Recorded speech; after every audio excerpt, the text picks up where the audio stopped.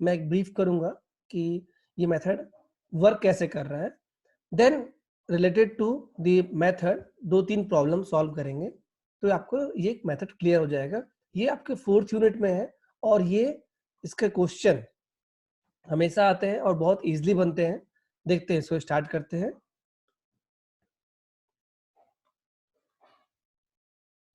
Yes, तो इस method का suppose we have one function, ये फंक्शन है fx कोई भी फंक्शन हो सकता है, cosine function, exponential function, logarithmic function या पॉलिनोमियल फंक्शन। जो भी फंक्शन है इस मेथड में, उस फंक्शन को हम लोग पॉलिनोमियल इक्वेशन से अप्रोक्सीमेट करते हैं। Suppose we have cos x, तो जब when you integrate cos x from one limit to upper limit, lower limit to upper limit, कुछ उसका आंसर आएगा, सपोज 2 आया। अब मैं एक ऐसा पॉलिनोमियल एज्यूम कर रहा हूं, let c0 plus c1x plus c2x square और समथिंग x क्यूब x4, जहां तक भी आपको लेना है इसकी डिग्री। इसका जो आंसर आ रहा है सपोज 2.1 आ रहा है, तो एक्चुअल जो आपका आंसर था वो 2 है, बट ये जो आंसर यहाँ पे मैं दे रहा हूँ वो 2.1 हो रहा है। तो क्या 2.1 आंसर एक्सेप्टेबल है? क्या मैं उसको ले सकता हूँ अपने जो भी प्रॉब्लम सॉल्व करने वाला हूँ उसके लिए? अगर हाँ, तो मैं उसको बोलूंगा कि yes, the solution of this problem is cubic था और इसका आंसर 2.1 आ रहा है। इस मेथड में कोई भी फंक्शन को वो पॉलिनोमियल डिग्री से अप्रोक्सीमेट करता है। तो let we have one function gx, मैं ये बताऊंगा डिफरेंस यहाँ पे अप्रोक्सीमेट साइन क्यों लगा हुआ है, ये fx क्या है और gx क्या है। तो gx तो यहाँ पे क्लियर है, gx is equal two is the polynomial function. तो अपन gx की बात करते हैं अभी। तो gx को मैंने इंटीग्रेट कर दिया -1 to 1। यहाँ पे एक चीज और ध्यान देने वाली बात है, गॉस क्वाड्रेचर फॉर्मूला में जो लिमिट होता है वो -1 to 1 के लिए सॉल्व किया गया है। इसका जो डेरिवेशन किया गया है वो -1 to 1 के लिए किया हुआ है। तो क्या होगा, ऐसे प्रॉब्लम आएंगे जिसका लिमिट -1 से 1 नहीं होगा, उसको अपन नेक्स्ट स्लाइड, आने वाले स्लाइड में देखेंगे। तो इसको इंटीग्रेट कर देते हैं। gx we know from equation 1, c0 plus c1x and so on.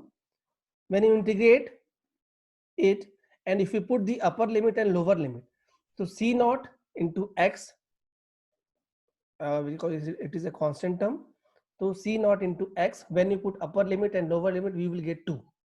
Upper limit is 1 minus -1 is 2, simple. And for second term c1x, when you integrate it, you will get c1 x square by 2. And when you put upper limit 1, it is 1 by 2, and when you put -1, so x square -1 square again 1 by 2, so it will be 0. So for the third term it is 2 by 3, simple है। This is the integration of the polynomial equation। ये तो simple integration, conventional integration हो गया, which is shown in equation 3। अब Gauss ने क्या assume किया कि let the solution of this equation 3, equation of this solution of this problem is given by w1 f1 plus w2 f2 plus w3 f3 and so on. जो भी आप numerical technique use करते हैं उसमें आपको कुछ सैम्पलिंग, कुछ value, sample value provide करनी पड़ती है। जैसे आपको याद होगा सिम्पसन 1/3 रूल में we need some sample value of x and y, उसके बेसिस पे हम लोग first value, second value plus 1/3 of the second value first value, जो आपका एक प्रोसीजर था सिम्पसन 1/3 रूल में, वो फॉलो करते थे। यहाँ पे क्या एज्यूम किया गया है, let the solution of this problem is w1, where w1 is the weighting function, f1 is what, आप जो भी वैल्यू चूज कर रहे हो x की, सपोज x1, तो फंक्शन जो आपका फंक्शन है जिसको आपको इंटीग्रेट करना है, उस फंक्शन की वैल्यू x1 पे कितनी आ रही है, that is f1। Very simple mathematical notation. w2 is the second weighting function and f2 is what, it is the value of function at x is equal to 2. x is equal to 2 is what, it is the second variable, second sample point और variable. तो आप अपने sample size को कितना भी ले सकते हो, x1, x2, x3, x4, x5, उसके करस्पॉन्डिंग आपको y1, y2, y3, y4, y5 और f1, f2, f3, f5 मिलेगा। अब अगर ये आप देखना इक्वेशन 3 में जो gx है इसका ये कन्वेंशनल इंटीग्रेशन है विच इज करेक्ट। अब मैंने सोल्यूशन एज्यूम किया है ये इक्वेशन 4। अगर ये equation 4 is the solution of equation 3, if the solution 4 equation 4 is the solution of equation 3, तो equation 3 and 4 would be same। ये कन्वेंशनल हो गया और आपका अप्रोक्सीमेट सोल्यूशन हो गया। इसमें जो वैल्यू है W1 F1 वो देखेंगे कैसे निकालना है। तो अगर ये दोनों इक्वल है तो ये right hand side of equation 3 is equal to right hand side of equation 4 होना चाहिए। दोनों आई है। अगर दोनों इक्वल है तो अच्छा, उससे पहले एक इसमें और मैथमेटिकल काम है यहाँ पे। f1 इज इक्वल टू, जैसे मैं आपको बताया, f1 is what, it is the value of function at x is equal to 1। Similarly f2 is what, it is the value of function at s is equal to 2। तो वही यहाँ पे expand किया हुआ है, f1 की value रख दिया है। And we know the f1 in this case is c0, c1, c2 and so on. ये वैल्यू दी हुई है। अब अगर ये i इक्वेशन 5 और 3 और 4 और 3 ये दोनों सेम होने चाहिए, तो यहाँ पे कोफिशिएंट को इक्वल किया गया है। कोफिशिएंट कौन सा? सी नॉट कोफिशिएंट। अब आप यहाँ पे देखना इक्वेशन 5 में सी नॉट कोफिशिएंट क्या है? When you multiply W1 here, W2 the bracket Wn, तो C1 का कोफिशिएंट क्या है? सी नॉट का coefficient W1 plus W2 plus W3 plus so on Wn is equal to what? Coefficient of C0 in equation 3 is 2. Simple. Now next coefficient C1 x1. When you multiply W1 into x1 is the coefficient of C1 from equation 5. And here in equation 3 coefficient of C1 is 0. यहाँ पे देखो C1 का term नहीं है क्योंकि already 0 हो गया था, तो कोफिशिएंट ऑफ C1 इज 0, तो यहाँ पे 0 पुट कर दिया equation 6। Similarly C2 coefficient, C3 coefficient, ये कर करके ये आपको इक्वेशन मिला है, इक्वेशन 6।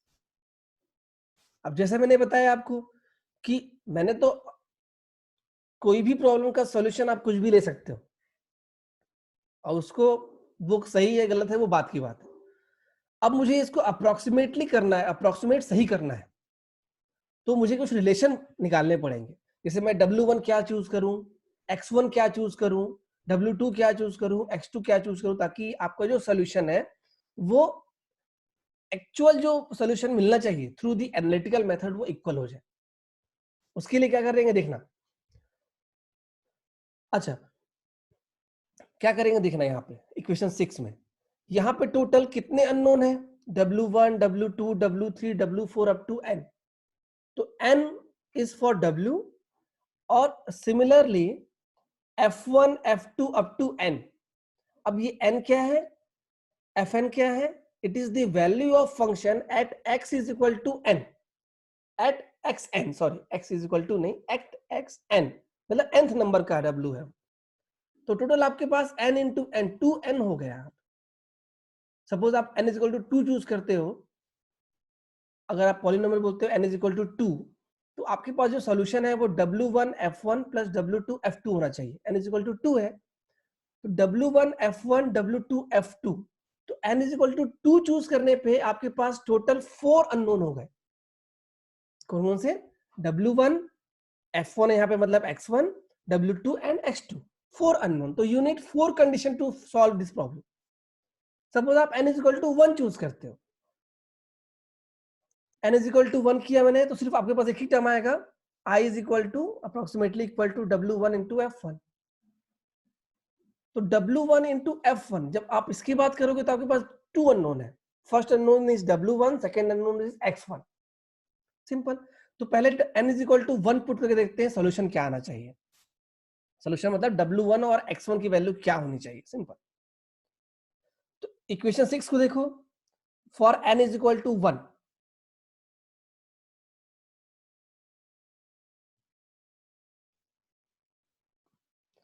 बाकी भी नीचे आएंगे, बाकी भी नीचे हैं ये, है ना, एक्स ये टर्म नहीं आएगा, बस ये 2 इक्वेशन रहेंगे क्योंकि मुझे 2 इक्वेशन से काम चल जा रहा है। मुझे मालूम है कि 2 अननोन है, 2 इक्वेशन है, I can solve it. W1 is equal to 2, simple, एक वैल्यू मिल गई. And here W1 x1 is equal to 0. तो from the first equation we know that W1 should not be 0, it is 2.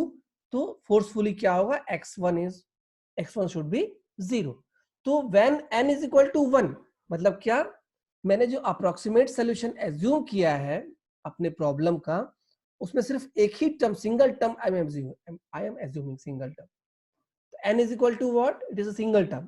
जब n is equal to 2 बोलूंगा तो we have to take 2 terms in the approximate solution.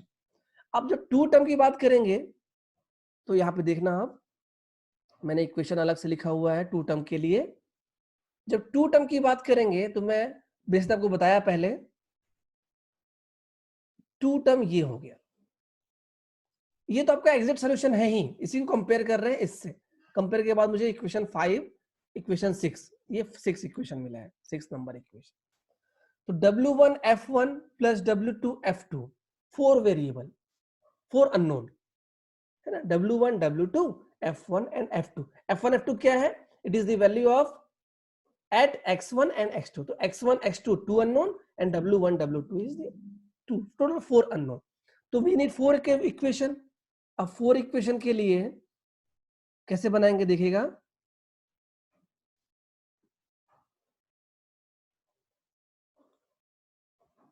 Sorry ये बार बार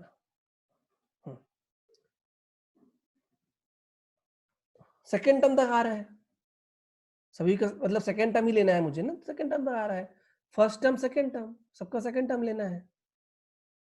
अब जितने भी equation उसमें दिए हुए हैं, तो सेकेंड टर्म, ये तो 2 इक्वेशन हो गए. मैंने इसको राइट हैंड साइड में लिखा हुआ है, for n is equal to 2. First equation is W1 plus W2 is equal to 2.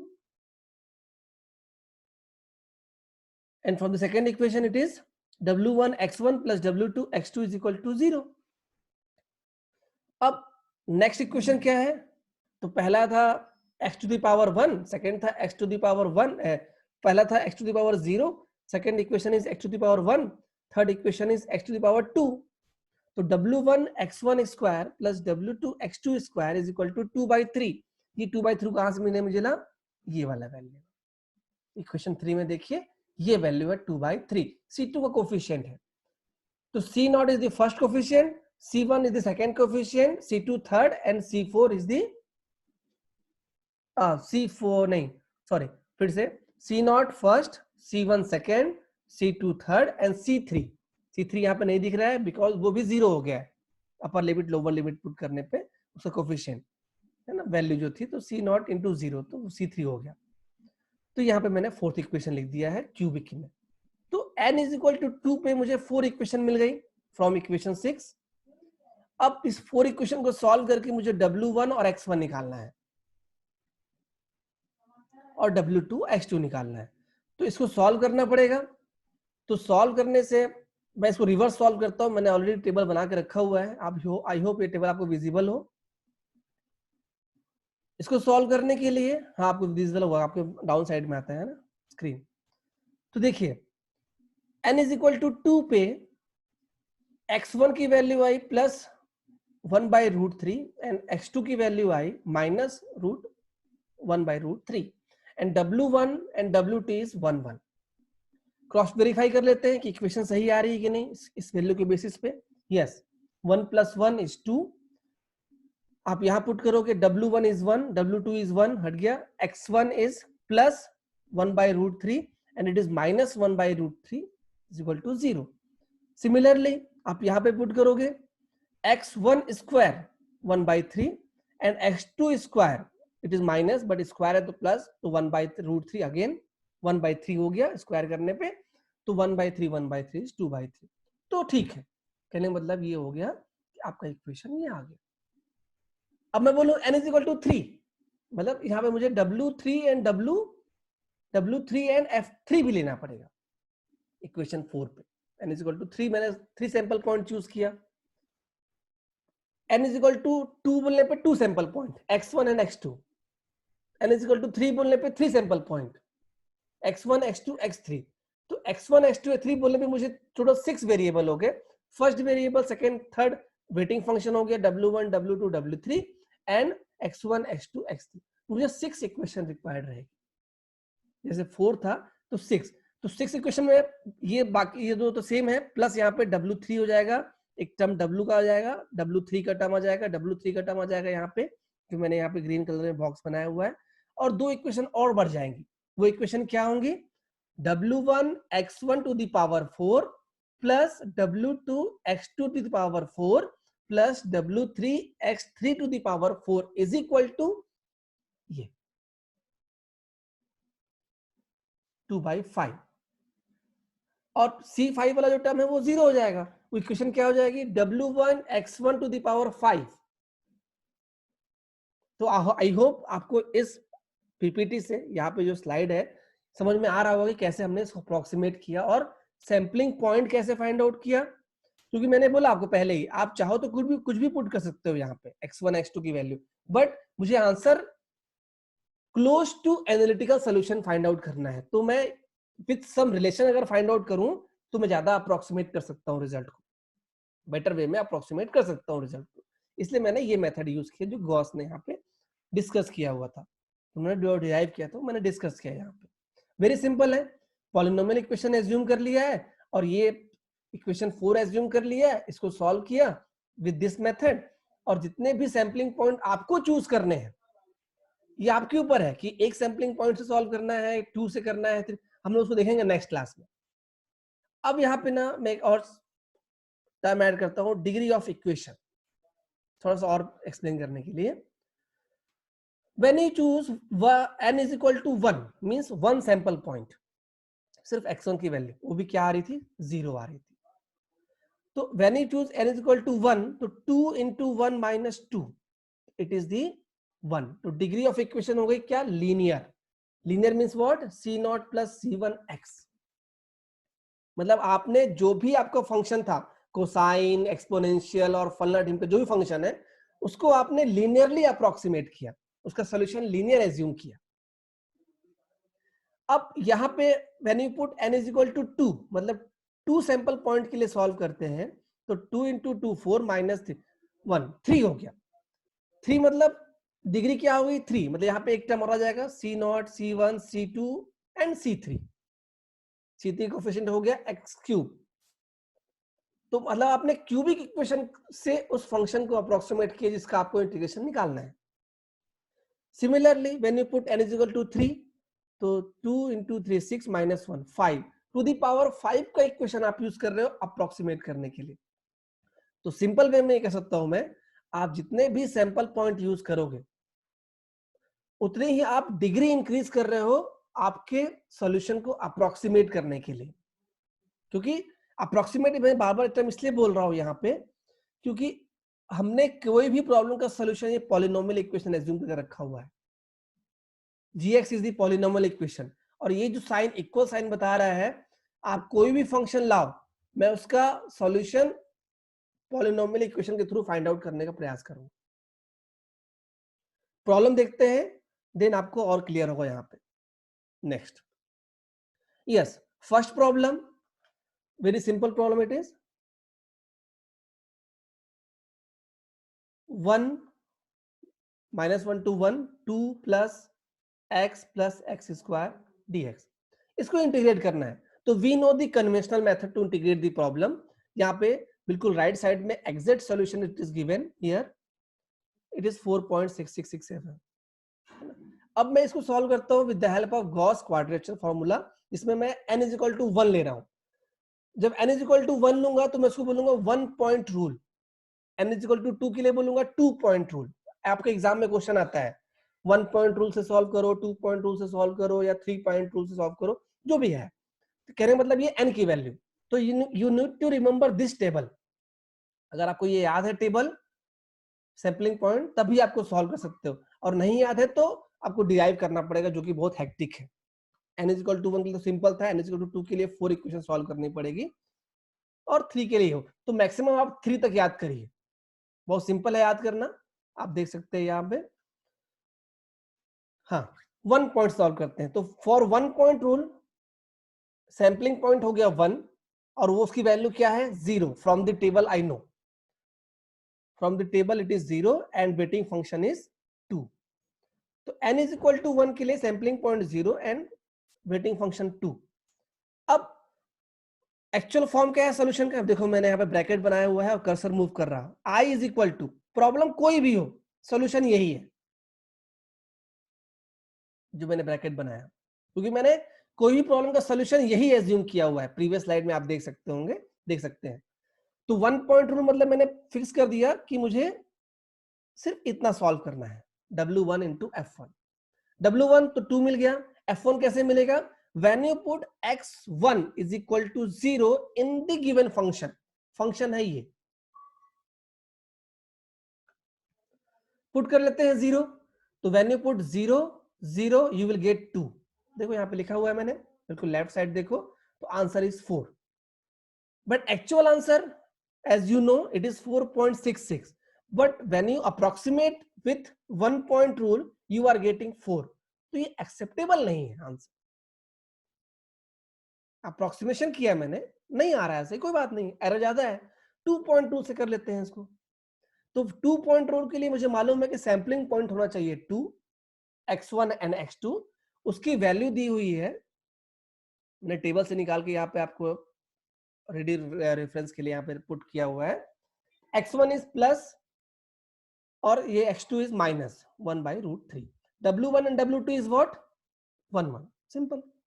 अब आप बेसिक इक्वेशन पे देखिए, आपका जो अप्रोक्सीमेट इक्वेशन जहां मैं कर्सर मूव कर रहा हूं, मुझे यहाँ पे W1 F1 plus W2 F2 तक सॉल्व करना है, क्योंकि मैंने n इज इक्वल टू 2 लेके चल रहा है यहाँ पे.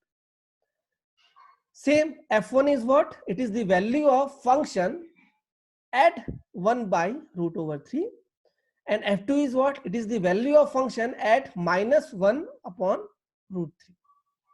सिंपल है. 1 इंटू फंक्शन की वैल्यू पे पुट कर दिया है, 2 प्लस 1/√3 प्लस स्क्वायर है, यहाँ पे 1/3 आ गया, प्लस ये प्लस साइन है यहाँ पे, इज इक्वल टू 4 पॉइंट. देखिए कितना मैच कर रहा है आंसर, एग्जैक्ट आंसर आ गया.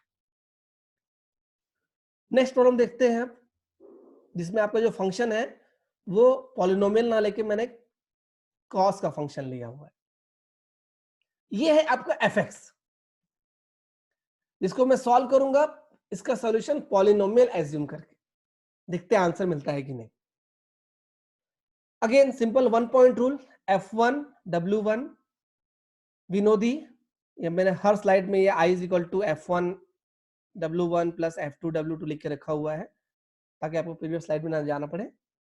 तो 1 पॉइंट रूल के लिए W1 F1. F1 is what? It is the value of cos pi x/2. x is equal to 0, it is 1, तो आंसर इज 2. बट इसका जो एग्जैक्ट आंसर है इट इज 1.2732 समथिंग. मैच नहीं कर रहा है, बहुत एरर है. 2 पॉइंट रूल पे आते हैं. x1 x2 W1 W2 1 1, and ये आपको लिखा हुआ है 1 into F1 W1, it is 1 into F1. F1 is what? It is the value of function which is cos pi x/2 at x is equal to 1/√3. Similarly यहाँ पे put किया, यहाँ put किया, दोनों को सॉल्व करके 1.23 समथिंग निकाला. अभी भी मैच नहीं कर रहा है. एग्जैक्ट आंसर इज 1.27 और आपका आंसर आ रहा है 1.23. हाँ, एक पॉइंट तक मैच कर गया है, बट आपको देखना पड़ेगा कि आपका जो रिजल्ट आ रहा है आप उसको एक्सेप्ट कर सकते हो कि नहीं. तो एक्यूरेसी बढ़ाने के लिए क्या करूंगा मैं, अब एक डिग्री और आगे जाऊंगा. n is equal to sampling point. यहाँ पे ध्यान देने वाली बात ये है कि जब आप 1 पॉइंट रूल की बात करते हैं तो आपका इक्वेशन होता है linear, polynomial equation linear. 2 point की बात करते हैं तो क्यूबिक हो जाता है. 3 पॉइंट की बात करते हैं तो टू द पावर 5 हो जाता है. तो अब मैं आपका जो फंक्शन है cos pi x/2, इसको टू द पावर 5 डिग्री के पॉलिनोमियल से अप्रोक्सीमेट कर रहा हूं.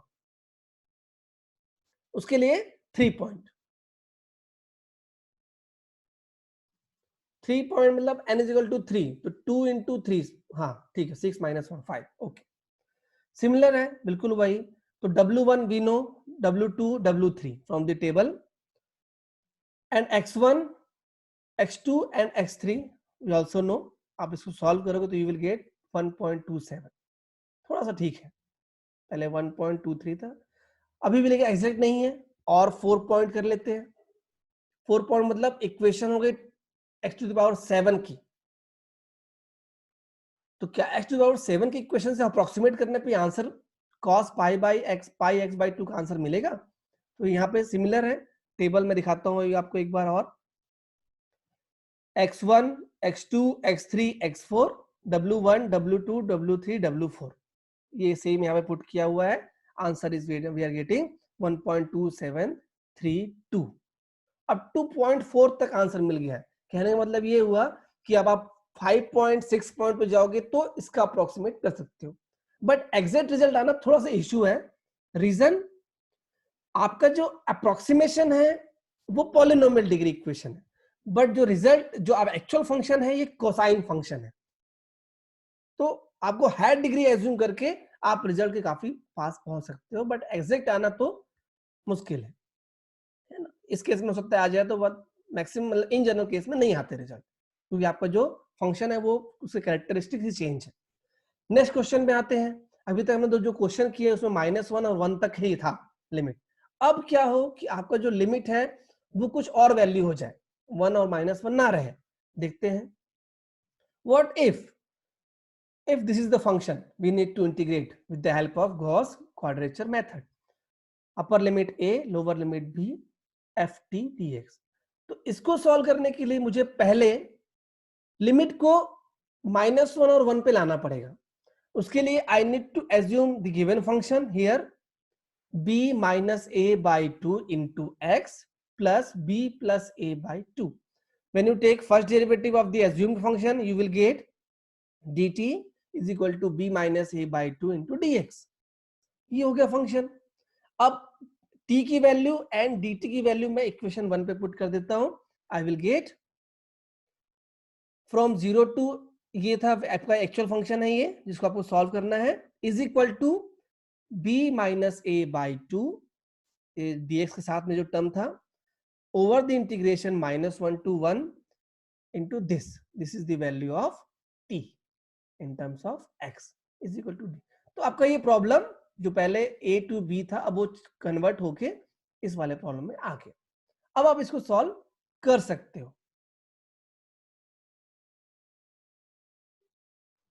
ठीक है, एक क्वेश्चन सॉल्व करता हूं, उसको देखते हैं प्रोसीजर क्या है सॉल्व करने का। मैंने एज्यूम किया इंटीग्रेशन 0 to 4 ex dx। अब 0 to 4 है तो मैंने क्या एज्यूम किया, x is equal to b minus a by 2 into t plus b plus a by 2। Value put कर लेते हैं।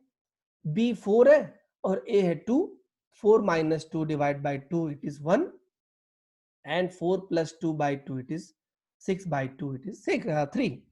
तो x is equal to what I have to put t plus 3 और dx is equal to dt। यहाँ पे dx is equal to dt same आ रहा है, तो यहाँ पे कांस्टेंट का टर्म आ गया। तो इसको कन्वर्ट कर लेते हैं अपने प्रॉब्लम को, -1 to 1, ये जहां पे x था मैंने वहां क्या पुट कर दिया, t प्लस 3 पुट कर दिया। ये हो गया। एक इसको वेरीफाई कर लेते हैं -1 और 1 आ रहा है कि नहीं आ रहा है। प्रीवियस स्लाइड में जाता हूं मैं। ठीक है, चलो यहां पुट करते हैं when t is equal to a, check करने के लिए कि लिमिट आ रही है कि नहीं आ रही है -1 और 1। तो x इज इक्वल टू -1 आना चाहिए। अगर मैं यहाँ पे t is equal to a put कर रहा हूं तो पुट करो t is equal to a, 2 right left hand side चला जाएगा तो 2t हो जाएगा, b minus a into x plus b plus a। तो ये लेफ्ट हैंड साइड मूव करेगा तो माइनस b आ जाएगा और माइनस a आ जाएगा। यहाँ पे 2a है तो 2a माइनस a, तो a हो गया पॉजिटिव, b हो गया नेगेटिव, माइनस साइन कॉमन ले लूंगा तो b माइनस a आ जाएगा। सिंपल कैलकुलेशन है, divide by b minus a it is -1 आ रहा है। सिमिलरली फॉर b के लिए आप इसको चेक कर सकते हो। लिमिट जो अपन कन्वेंशनल मेथड था चेंज करने का, लिमिट और पुट करने का जो वैल्यू है वो आपको मालूम है कैसे करते हैं। बस आपको ये फंक्शन रिमेंबर है, you need to remember this function which is used to convert the upper limit lower limit of the given problem to -1 to 1। ठीक है, फॉर 1 पॉइंट रूल अब वैल्यू कैसे पुट करेंगे देखिएगा। तो आपने कन्वर्ट कर लिया तो आपका जो फंक्शन है वो क्या हो गया, ex ना हो के क्या हो गया function, e to the power t plus 3 हो गया. तो it is your function ft is equal to e t plus 3. For w1 we know the यहाँ पे t होना चाहिए, ये t हो गया अब क्योंकि मैंने यहाँ पे चेंज कर लिया है t से. तो t 2 इंटू फंक्शन में यहाँ पे t इक्वल टू 0 पुट कर दिया तो e टू द पावर 3, इसका आंसर आ रहा है. Similarly for 2 point rule conversion के बाद सेम वही प्रोसीजर है, बस आपको फंक्शन ध्यान देना है, जो फंक्शन चेंज हुआ है उसको कंसीडर करना है rather than the older function. 1 w1 into f1, this is the f1, e 1 by root 3 plus 3 plus w2 into f2. Solve करके आप मुझे इसका आंसर व्हाट्सएप में बताओगे. मेरे पास कैलकुलेटर नहीं है यहाँ पे अभी, तो मुझे आप इसका आंसर बताएंगे.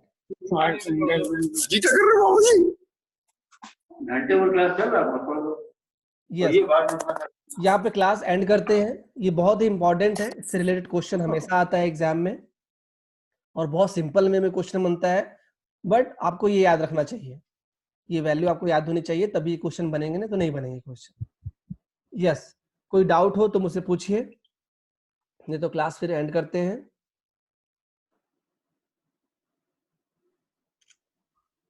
सर जब सॉल्व करते हैं तो जरूरी नहीं है कि 1 पॉइंट रूल से ही शुरू करें, 2 पॉइंट से शुरू कर सकते हैं. बिल्कुल बिल्कुल बिल्कुल, आप फ्री हो. ये मैंने कंपैरेटिव बताया आपको मैं, है ना. आप सर ये जो x का हाँ. फॉर्मूला था t के फॉर्म में, ये मतलब तभी यूज करना होगा जब लिमिट -1 से 1 नहीं है, मतलब उसको नहीं बनाने के लिए यूज करना है. बस हाँ. अच्छा सर, कहाँ तक याद रखना होगा? 3 पॉइंट रूल तक याद रखना चलेगा? हाँ 3 पॉइंट रूल तक याद रखना. अभी तो क्वेश्चन 2 पॉइंट रूल तक ही आए हुए हैं, बट सेफर साइड 3 कर. ये क्वेश्चन ना बहुत श्योर शॉर्ट बनते हैं, आप देखो इसका प्रोसीजर, सिर्फ यही सोल्यूशन है इसका. हाँ. और ये 7 मार्क्स क्वेश्चन, एक बार तो 40 मार्क्स क्वेश्चन आया था इस टाइप का, है ना. तो ये बहुत ही सिंपल क्वेश्चन बनते हैं ये. आप डेरिवेशन में देखिए उसको, जो मैंने आपको डिस्कस किया है, मैंने बहुत ही मतलब मैंने ऐसा ट्राई किया है कि आपको समझ में आए उसका डेरिवेशन. उसका रीजन ये है कि आपको ये equation I is equal to W1 F1 ये कहां से आ रही है और उसमें किस पॉइंट तक आंसर लेना है, वो इस चीज को एक्सप्लेन करने के लिए मैंने आपको डेरिवेशन किया. डेरिवेशन आपका एग्जाम में नहीं आएगा, है ना. जी सर. मैंने बोल दिया नहीं आएगा, इसका मतलब ये नहीं है ना कि अब बिल्कुल लिख लेके रख लेना है ना, क्योंकि नोबडी नोज कि एग्जाम में क्या आ सकता है क्या नहीं, बट अभी तक तो नहीं आया डेरिवेशन.